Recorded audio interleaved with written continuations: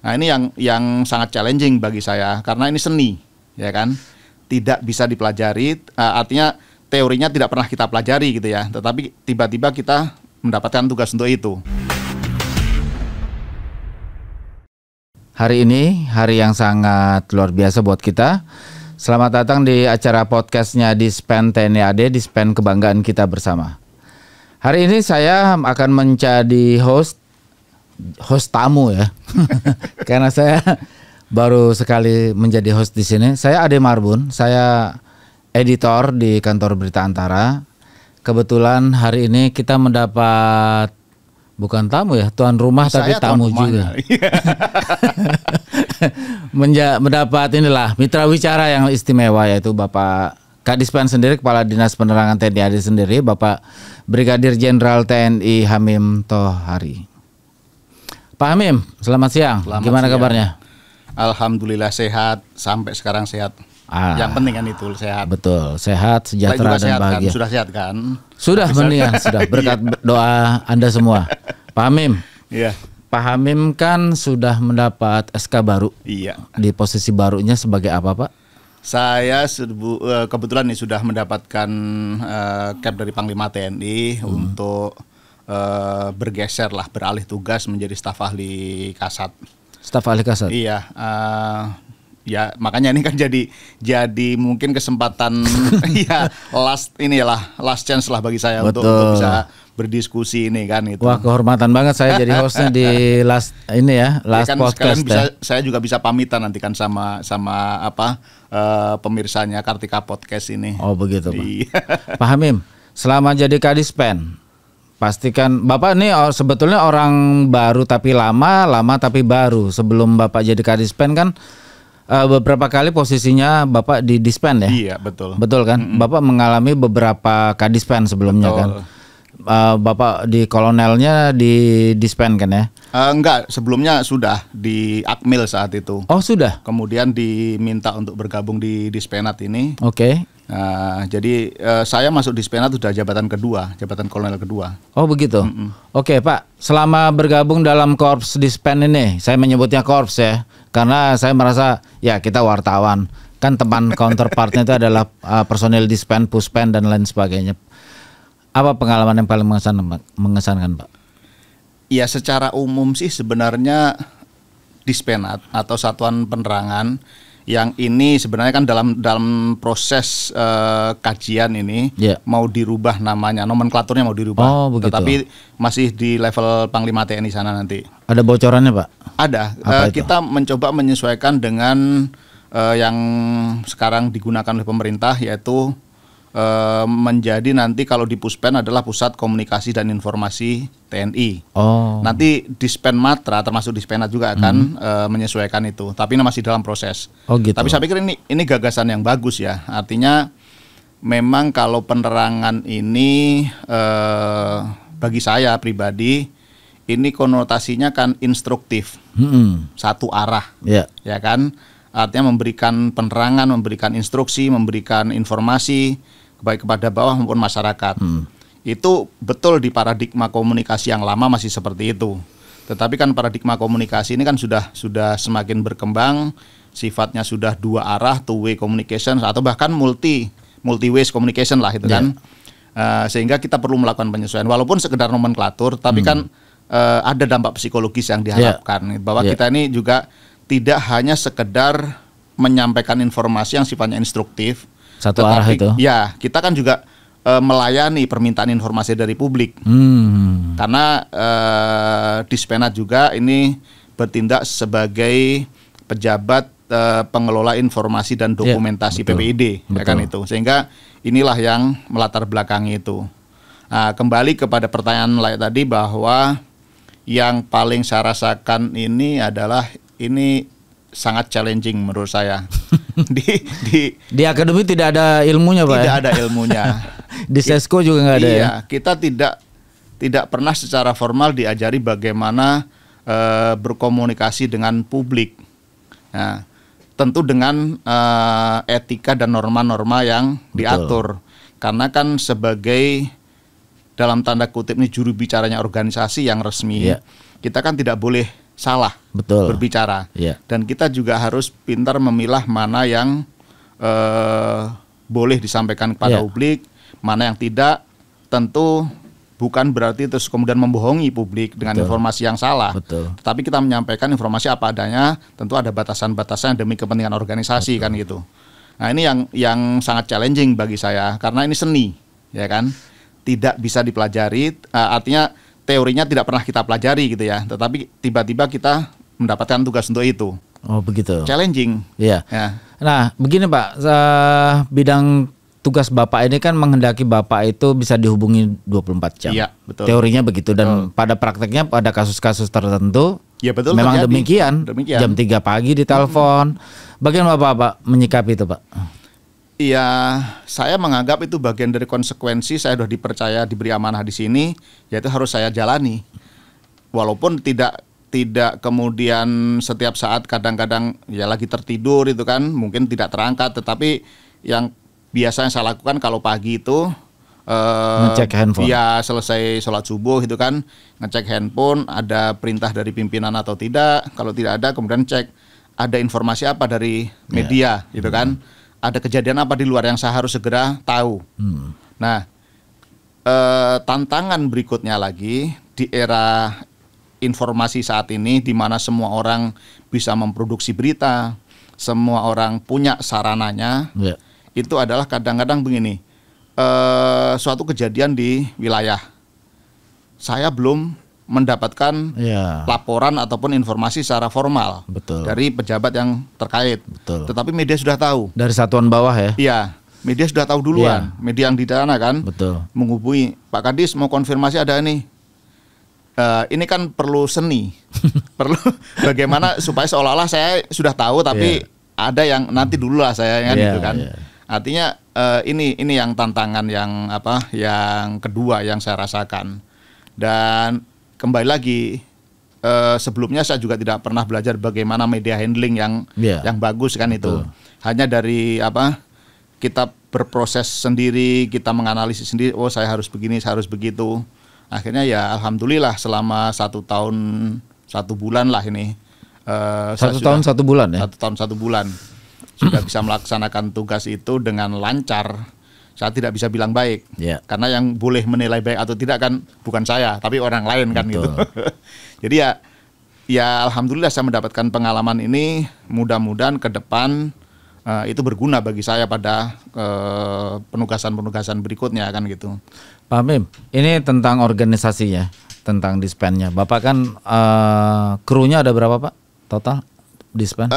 Kalau sekarang istilah diksi kru ini apa ini? Kalau anggota Bapak? Ya, kalau anggota kan ada sekitar 165. 165. Ya. Nah, begini Pak. Itu kan berasal dari berbagai macam korps. Betul. Berbagai macam latar belakang penugasan sebelumnya. Betul. Ada yang dari Kodim dulunya, ada teritorial, ada yang dari pasukan.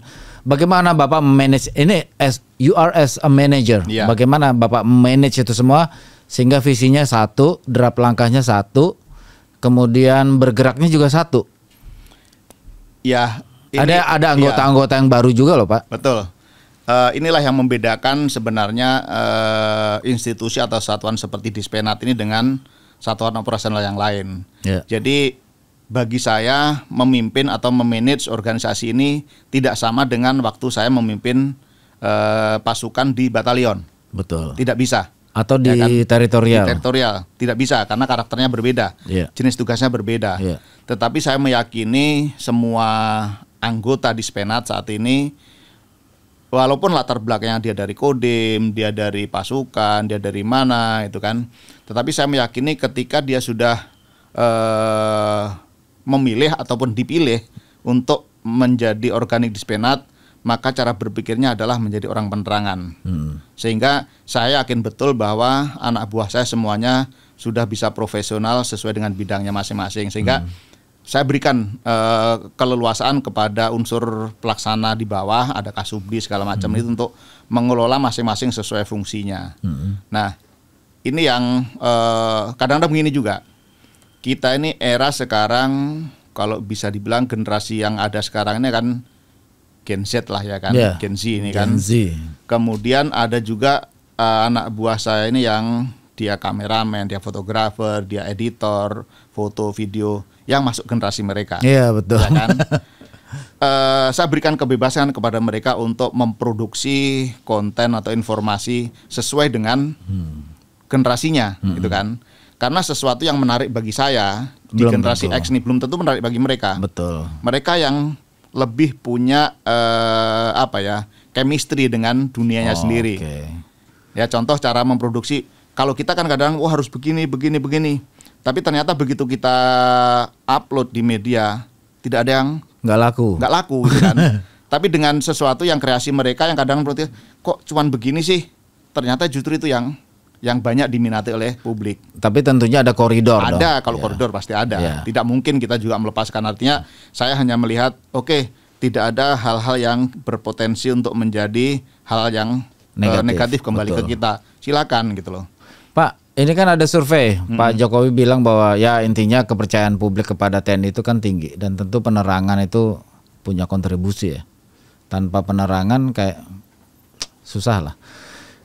Gimana Pak itu?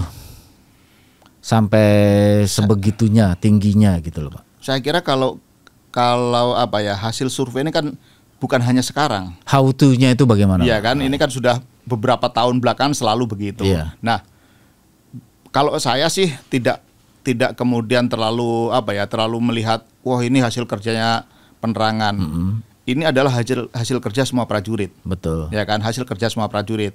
Kami penerangan ini atau nanti yang berubah namanya menjadi komunikasi dan informasi, kami yang mencoba ini sedikit mengolah, membumbui dan kemudian menyajikan kepada publik, kan gitu. Jadi bukan semata-mata perannya penerangan gitu kan. Termasuk juga contoh ini kan kemarin Dispenat kanal YouTube-nya mendapatkan gold play button itu kan. Betul. Ya saya sampaikan di ruang publik para pimpinan kan, mereka mengapresiasi. Saya bilang ini sebenarnya bukan keberhasilan Dispenat, keberhasilan seluruh prajurit. Ya, Dispenat tidak akan punya konten, tidak akan punya bahan untuk disajikan kalau tidak ada hal-hal positif dari prajurit, kan begitu. Memang sebaliknya juga positif dari prajurit pun kalau tidak tidak ditangkap oleh penerangan kemudian disajikan juga tidak akan diketahui kan itu. Ya artinya ini simbiosis lah itu kan. Artinya kerja kita semuanya. Pak, Gitu. sebagai Kadispen, kan ada lagi Kadispen TNI AU, TNI AL suka ngobrol nggak sih Pak? Suka berunding gitu. Kita Ini gimana nih? Ada forum-forum di mana kita Atau grup WA gitu? Kalau grup WA tidak, cuman kan kita dalam beberapa kesempatan kita ketemu, kita sharing apa yang mereka sudah lakukan, apa yang sudah kita capai, kita saling berbagi, bagaimana mengelola. Cuman kan kembali lagi kepentingan organisasi kan ada masing-masing juga. Betul. Sehingga stressingnya tidak bisa juga apa yang kita capai saat ini kemudian tiba-tiba diambil oleh orang lain atau kita ngambil dari orang lain, kita menerima hal yang sama kan belum tentu juga sesuai dengan tujuannya itu. Tetapi saya pikir spiritnya sama. Pak, pada masa jabatan Bapak sebagai Kadispen ini ada beberapa peristiwa ya latihan yang besar ya, Super Garuda Shield. Itu memerlukan pengerahan dan manajemen anak buah yang luar biasa, mulai dari peralatan, waktu, kemudian keahlian, ini lebih cocok begini, dan kemudian ada juga nih peristiwa yang besar juga, beberapa pelanggaran hukum. Nah, masyarakat menginginkan hal itu segera tertangani. Nah, gimana itu Pak?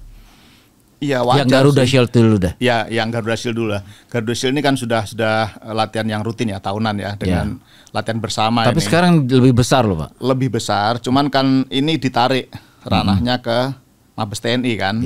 Sehingga domain memang pengerahan untuk peliputan, untuk pendokumentasian, untuk publikasinya sudah lebih kepada Puspen TNI. Kami mendukung permintaan dari Puspen TNI. Dia minta dikerahkan berapa banyak pasukan di daerah mana, itu yang kita lakukan. Kalau dulu memang pure masih Angkatan Darat kan. Betul. Karena memang basicnya betul itu dari Angkatan Darat gitu. Nah, ini kesempatan bagi kami, walaupun manajemennya tentu ekstra keras lah kita harus bekerja kan, karena harus berkomunikasi juga dengan counterpart kita dari luar negeri, gitu kan, dengan peserta yang lain. Kemudian kita harus bisa menghasilkan tampilan tayangan visual yang bagus, angle-nya harus tepat segala macam, dan ini perlu dilakukan dengan betul-betul cermat dan harus bekerja keras. Tapi ya itu yang sudah kita lalui gitu kan. Iya. Artinya itu proses pembelajaran yang berharga sekali. Betul. Iya. Bahkan mungkin ada anak buah saya ini yang hanya mereka yang bisa ikut, misalkan lah ini kan on board di kapal perang gitu kan. Karena yang lain tidak diizinkan. Tapi untuk kepentingan publikasi kan akhirnya ada anggota saya yang ikut naik ke Black Hawk segala macam gitu. Iya. Ini ya pengalaman bagi anak buah saya. Mudah-mudahan yang seperti ini masih terus berlanjut, walaupun nanti dengan kemasan yang berbeda tentunya kan, karena ini sudah diambil pada level yang lebih tinggi. Kita juga merumuskan kegiatan LATMA yang berbeda. Ini kalau tidak salah sudah dimulai dari skala yang kecil, kalau nggak salah Ksatria Warrior atau apa Puseni sana kan itu. Mudah-mudahan ini menjadi embrio yang latihan bersama yang lebih besar lagi nanti. Nah, lalu tentang penegakan hukum? Penegakan hukum, ya ini tantangan sekali lagi. Di era sekarang ini ada hal-hal yang sulit untuk kita cegah, kita batasi. Informasi menyeruak ke ruang publik itu begitu cepatnya dan begitu bebasnya. Dan deras. Artinya seolah kita sudah tidak ada lagi sekat-sekat yang bisa membatasi mana yang internal, mana yang eksternal. Betul. Nah, ini menjadi tantangan tersendiri bagi saya khususnya karena kan yang diizinkan untuk memberikan statement atau klarifikasi di Dispen hanya saya. Iya. Ya, sehingga saya harus benar-benar mempelajari, ya kan. Saya tidak boleh menyampaikan informasi yang keliru. Tidak boleh juga bohong kepada publik. Dan tidak boleh over juga. Iya. Dan tentu saya juga harus tahu yang akurat seperti apa. Betul. Misalkan ada kejadian seperti apa. Nah, ini yang kembali lagi ini adalah seni. Ya, seni dan naluri kita untuk melihat bagaimana sih kita seharusnya mengolah informasi ini supaya publik tahu tapi tidak berpotensi negatif balik ke kita. Tidak pukulan balik ya. Artinya bahwa kita harus merespon dengan cepat. Karena memang kewajiban kita gitu. Saya tidak pernah kemudian ada sesuatu yang misalkan wartawan nanya segala macam yang tidak saya jawab gitu. Selalu saya coba jawab walaupun singkat gitu kan. Ya betul terjadi ini sekarang dalam proses ini. Tetapi saya juga mencoba membatasi, artinya gini. Ini barangkali ya kalau menurut saya sih kecerobohan juga. Kadang-kadang ada peristiwa ataupun informasi yang sifatnya internal. Sebenarnya tidak bersinggungan dengan kepentingan publik juga gitu kan, sifatnya internal.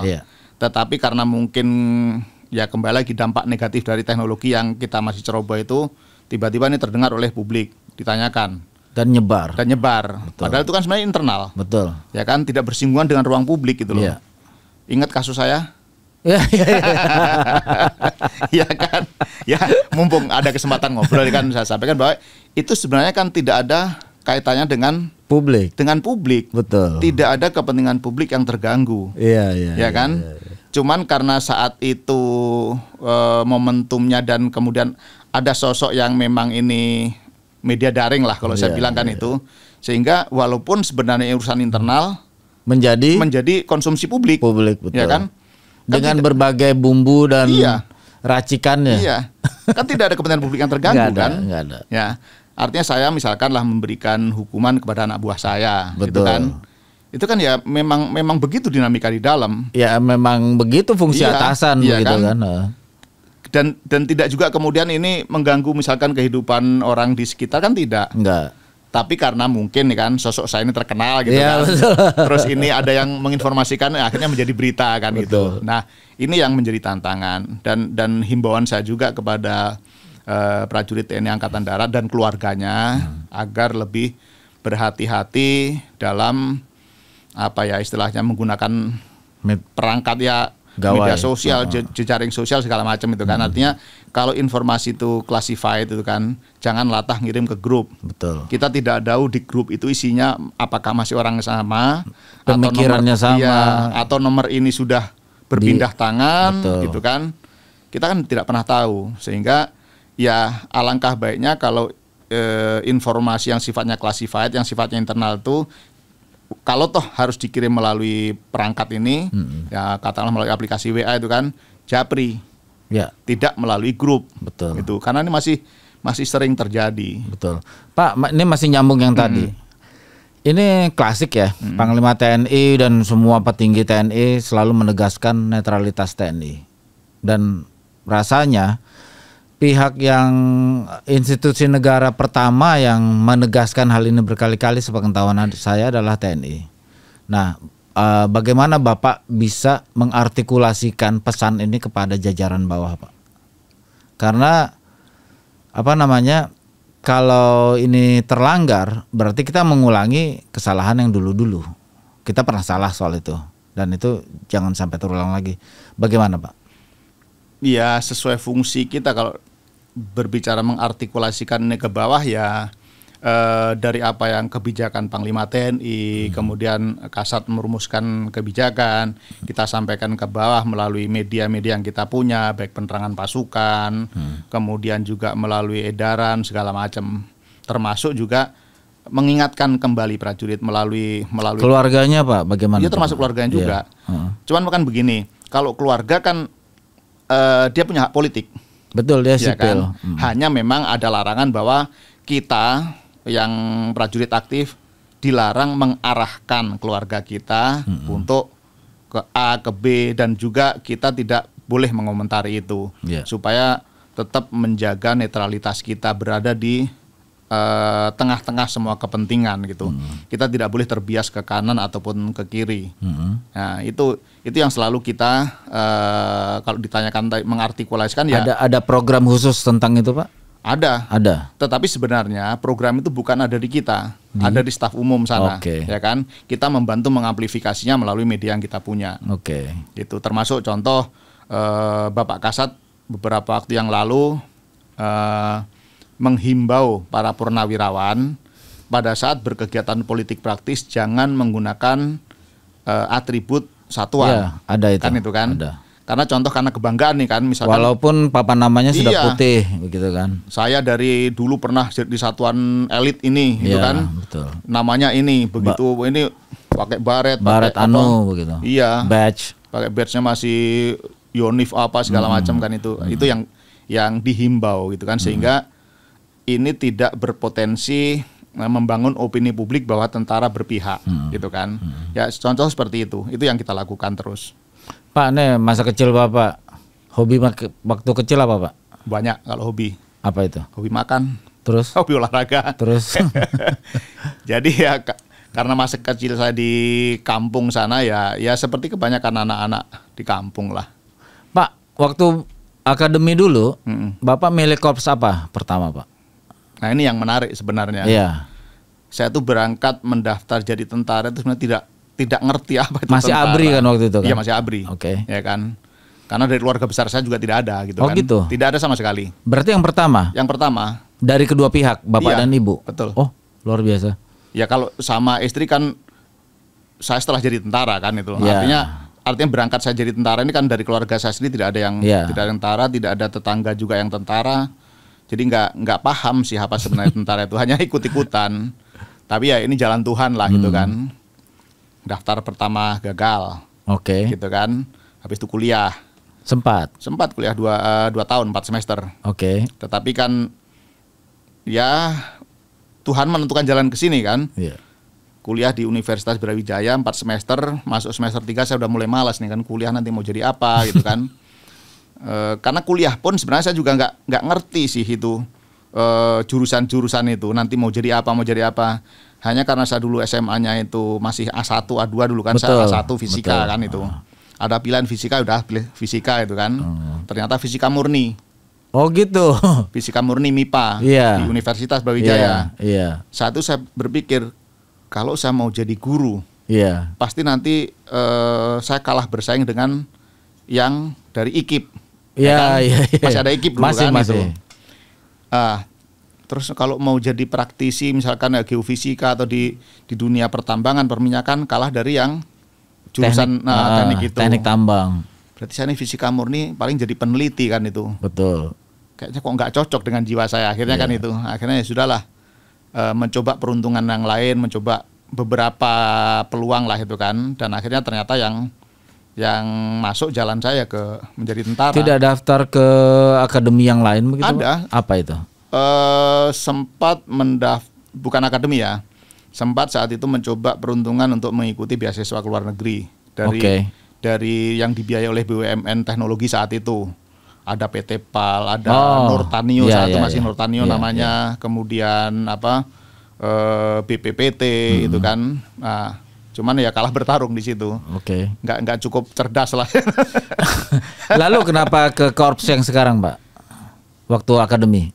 Ya itu sekali lagi saya kalau ditanya lalu kenapa ke sini, nah itu saya nggak tahu juga. Waktu ngisinya? Saya ngisi hanya sesuai dengan urutan aja. Oh gitu kan? Iya. Artinya begitu daftar Akabri saat itu kan ya pilihan apa? Oh darat, laut, udara, polisi, udah sesuai dengan itu aja. Masuknya ke darat. Begitu masuk ke Akmil kan, terus milih korp itu pilihannya infanteri ini, ya udah saya pilih itu aja. Iya. Ya. Normatif sekali berarti. Normatif sekali. Nggak ada referensi apa begitu? Kalau infanteri nanti jadi gini, Arhanut jadi gini. Tidak sempat terpikir saat itu. Pokoknya isi aja. Iya, saya saat itu kan ya sudahlah masuk ke Akmil kan, ya sudah kita nikmati lah gitu kan itu. Kita nikmati ya apa yang ada kita telan saja lah gitu kan. Dan kemudian akhirnya masuk ke Arhanut itu. Nggak menyesal di Arhanut, Pak? Menikmati. Kenapa saya harus menyesal? Oh gitu. Nah, itu kan rezeki dari Tuhan kan gitu loh. Betul. Ya kan? Walaupun kita akhirnya sadar diri bahwa cocok ya Pak ya? Iya, ada apa istilahnya di dalam perjalanan karir ada batasan-batasan gerak majunya kan itu. Tapi ya sudah itu rezeki dari Tuhan gitu kan kita nikmati gitu. Pak, Bapak kan sebentar lagi meninggalkan pos penerangan. Ada yang mau disampaikan Pak kepada insan-insan penerangan TNI AD? Kalau pesan itu banyak sih sebenarnya yang karena gini, kita harus menyadari sekarang ini penerangan atau nanti berubah nama apapun lah itu kan, mau tidak mau ini semakin berperan secara signifikan. Betul. Gitu ya. Artinya dalam menentukan arah ataupun masa depannya organisasi, diakui atau tidak gitu kan. Contoh ini kan, berbagai perubahan besar dunia ini kan diawali dari informasi. Ya kan. Tahun 80-an si penulis buku Megatrends 2000, John Naisbitt, itu kan mengatakan yang sampai sekarang terkenal, siapa yang menguasai media, dia akan menguasai dunia. Dan itu terbukti saat ini. Ya kan? Betul. Perubahan besar di Timur Tengah, Arab Spring, diawali dari apa? Dari informasi. Penguasa politik juga dari informasi. Kita kalau mau boleh nyebut kan, Donald Trump jadi presiden. Adakah peran informasi? Ada di situ. Ya kan? Fox.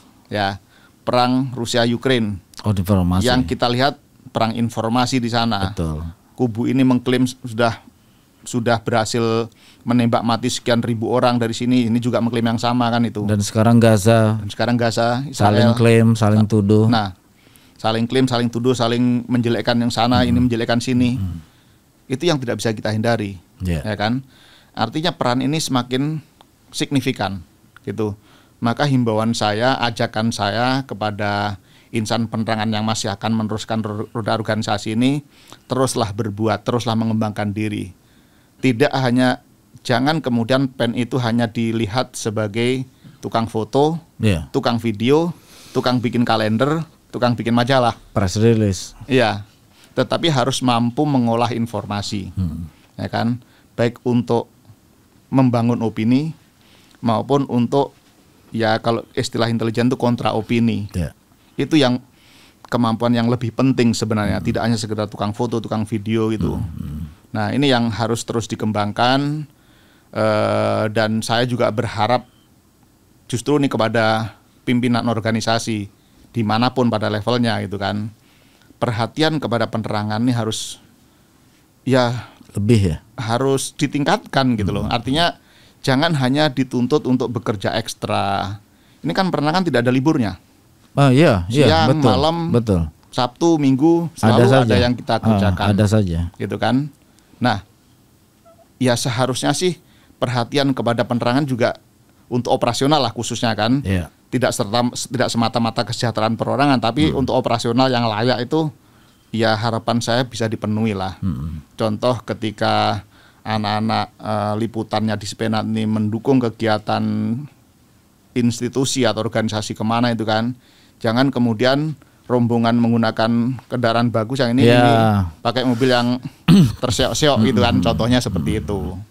Kemudian kenyamanan lingkungan kerja segala macam itu juga, ya jangan anak-anak sudah lembur sampai malam, ruang kerjanya enggak, ya dalam tanda kutip tidak memadai lah gitu, kasihan gitu. Tapi ya kembali lagi ini perlu proses yang cukup panjang. Kita juga menyadari organisasi punya keterbatasan di bidang anggaran segala macam. Tapi kalau ada kemauan sih ya kan untuk sedikit meningkatkan atau memberikan perhatian terhadap operasionalnya Dispenat ini atau penerangan lah satuan-satuan itu akan lebih bagus menurut saya. Tapi kita juga harus tunjukkan yang bagus kinerjanya kan gitu. Ini masih tentang penerangan Pak. Kita di Kodam-Kodam kan di bawah supervisi Bapak ya? Iya. Supervisi ya Pak ya? Supervisi.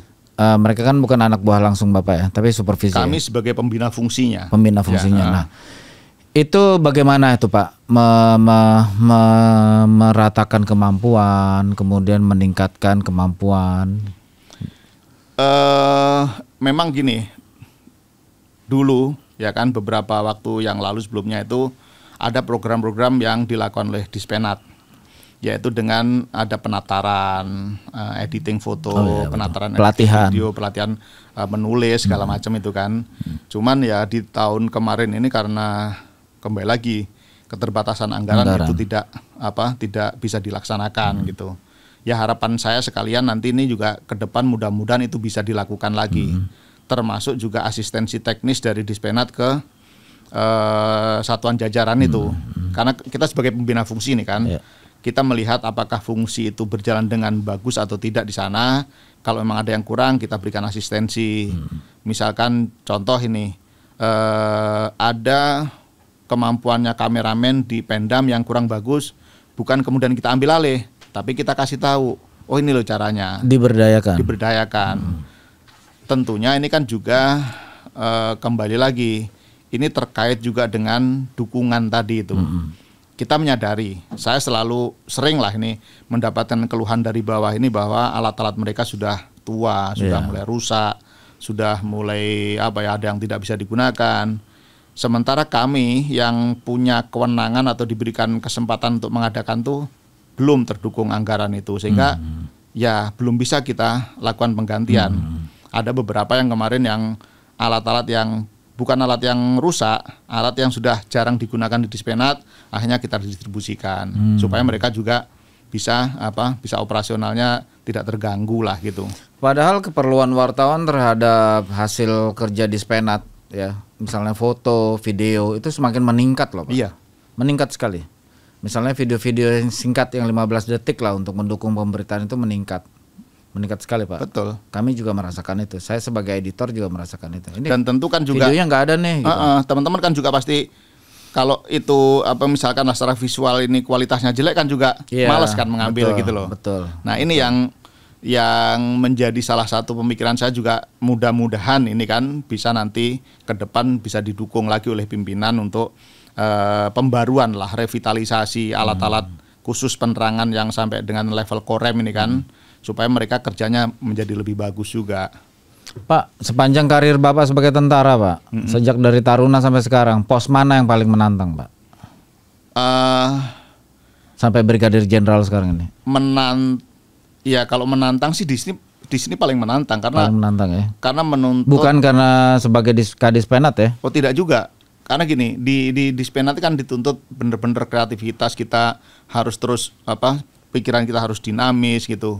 Kalau sebelumnya di waktu saya jadi, walaupun daerahnya ini menantang kan, di Merauke saat itu kan, tetapi kan gitu. Iya, tetapi kan lebih kepada saya melakukan fungsi staffing saja kan itu loh, sehingga kreativitas kemudian olah pikir ini tidak terlalu dituntut di sana. Oh gitu. Tetapi kalau berbicara menantang dalam tanda kutip nih kan, challenging ya di sini gitu.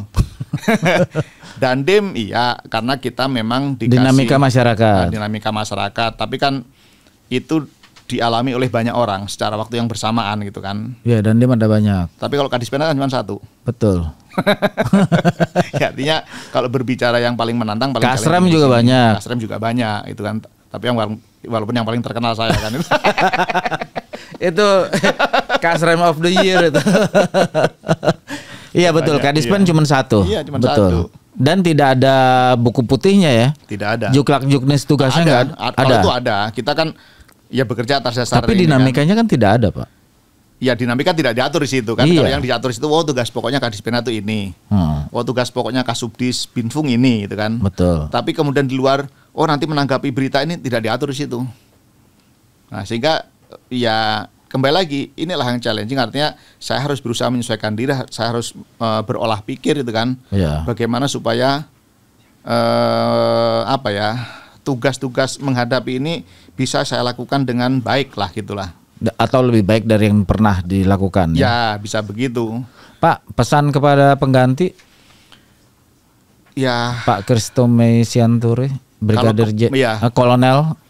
Kepada pengganti ya tentu harapannya kan apa yang sudah terbangun dengan baik itu dilanjutkan. Dan pasti tidak semuanya baik kan gitu. Pasti ada sisi-sisi yang namanya kepemimpinan kan juga selera juga kan itu. Iya betul. Ada hal-hal yang mungkin dianggap tidak pas. Iya, ya silakan itu tidak usah dilanjutkan, tapi yang sudah positif, yang sepanjang kita ini berpikir untuk kepentingan organisasi, saya pikir yang positif harus dilanjutkan, gitu saja. Oke, sip. Mantap. Gitu. Demikian para pemirsa podcast Dispen TNI AD, perbincangan santai saya dengan Bapak Kepala Dinas Penerangan TNI AD, Bapak Brigadir Jenderal Hamim Tohari sudah berlangsung. Beliau mengumpas tuntas berbagai hal tentang Dispen, harapannya, kemudian tantangannya, yang betul sebagai wartawan saya mengakui dunia Dispen itu memang sangat dinamis. Terima kasih Pak Hamim atas waktunya. Sama-sama, Le. Sukses di medan penugasan berikut. Terima kasih. Hari terakhir sekaligus saya pamitan ini. Pamitan? Iya. Ada yang mau disampaikan Pak? Ya, saya pamit kepada teman-teman media, mitra kerja, partner kita. Terima kasih telah bekerja sama selama ini dalam mendiseminasi informasi Angkatan Darat, kemudian selaku pribadi maupun sebagai Kadispenat juga barangkali ada hal-hal yang kadang-kadang saya sengaja ataupun tidak itu membuat kurang berkenan. Tapi saya sudah mencoba untuk melakukan apa yang saya bisa untuk berkolaborasi, berkomunikasi dengan teman-teman media, teman-teman wartawan. Kalau ada yang kurang secara pribadi saya mohon maaf yang sebesar-besarnya. Dan mari kita terus, artinya siapapun pejabat Kadispenat nanti, interaksi antara Dispenat dengan media tentunya akan terus berlangsung, sehingga apa yang sudah terbangun dengan baik kemitraan dengan media ini mudah-mudahan bisa terbangun dengan lebih baik lagi di masa yang akan datang, sehingga kita punya tujuan yang sama, kita punya semangat yang sama untuk menghasilkan negara dan masyarakat Indonesia ini menjadi semakin dewasa, semakin cerdas dalam berkehidupan lah itu kan, melalui sajian-sajian atau informasi yang kita sampaikan ke ruang publik. Terima kasih, saya mohon pamit sekali lagi, sampai ketemu di penugasan yang berikutnya. Luar biasa. Terima kasih Pak Hamim. TNI Angkatan Darat di hati rakyat.